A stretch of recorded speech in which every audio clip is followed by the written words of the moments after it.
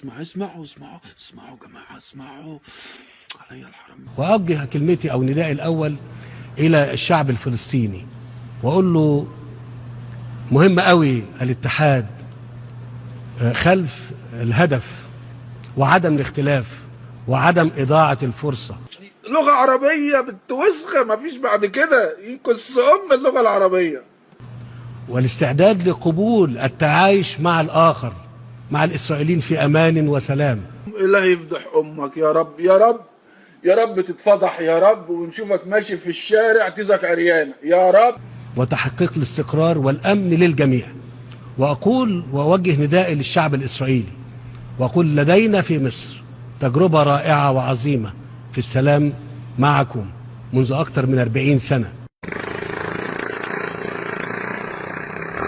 ويمكن أن نكرر هذه التجربة وهذه الخطوة الرائعة مرة أخرى. يخرب بيت أمك، الله يخرب بيت أمك يا سيسي، واليوم اللي شفنا وش أمك فيه. أمن وسلامة المواطن الإسرائيلي جنبا إلى جنب مع أمن وسلامة المواطن الإسرائيلي. الله يخرب بيت أمك والبيت اللي جنب وحارة اليهود كلها يا ابن المنيوكة، يا ابن المنيوكة. ندائي إليكم أن تقفوا خلف قيادتكم السياسية وتدعموها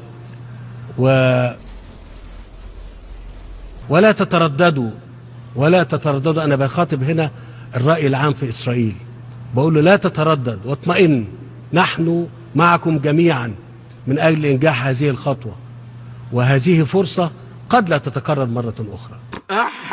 أحا مليون أحا كمان. لا البانجو ما بينفعش يا جماعة، أنا كنت فاكر إن أنا بحشش، أنا طلعت اللي أنا بستعبط.